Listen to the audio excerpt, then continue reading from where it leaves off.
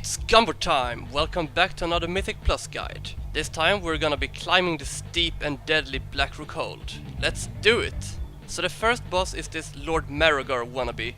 He will try to reap player souls, which results in a huge frontal cone AoE. You're most likely gonna die if you stand there. He will throw shites at players, dealing a small amount of damage but will knock you back, so avoid these.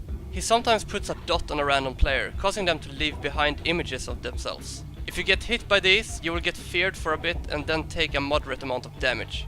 Eventually you will enter phase 2. Here he will teleport to the middle and summon a bunch of ghosts to the sides.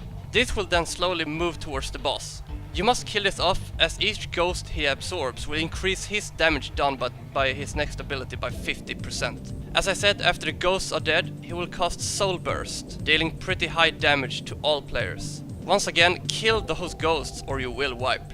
Next up is Ilisana Ravencrest. In her first phase, she will use Vengeful Shear, which you absolutely must have an active mitigation up for. This ability stacks as well. She will also fixate on 3 random players and cast Dark Rush. A good tip here is to clump together for this, seeing how it leaves behind fire where she dashed. It's not very fun to have fire over the entire platform. Furthermore, she throws out glaives at random players, dealing damage and leaves a bleed. This will also bounce to others standing close, so be a bit spread when this comes in.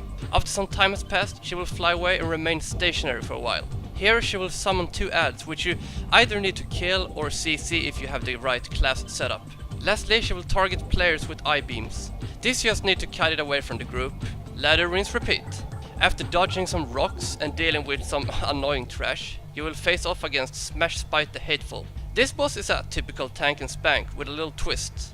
He will stomp the ground, just dealing some damage to everyone and causing a knockback. But the next 2 abilities are very deadly if done wrong.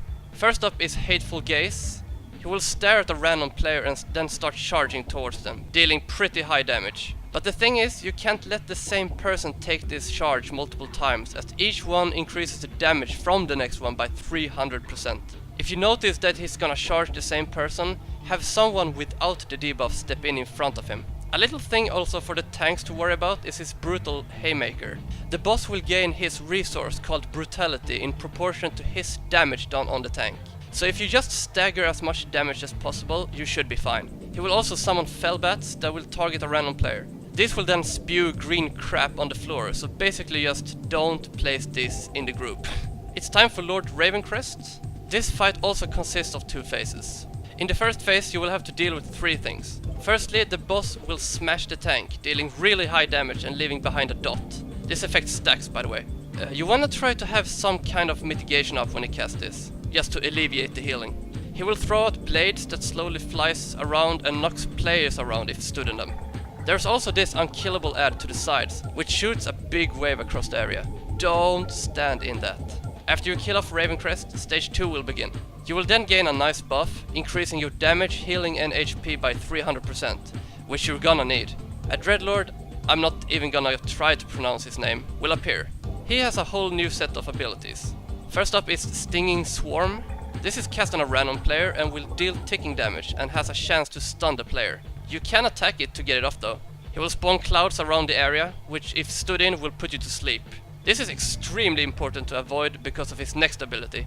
He will teleport away and start bombarding at the area with blasts. This will appear completely random and then move around in a clock or counterclockwise fashion, so be ready for it.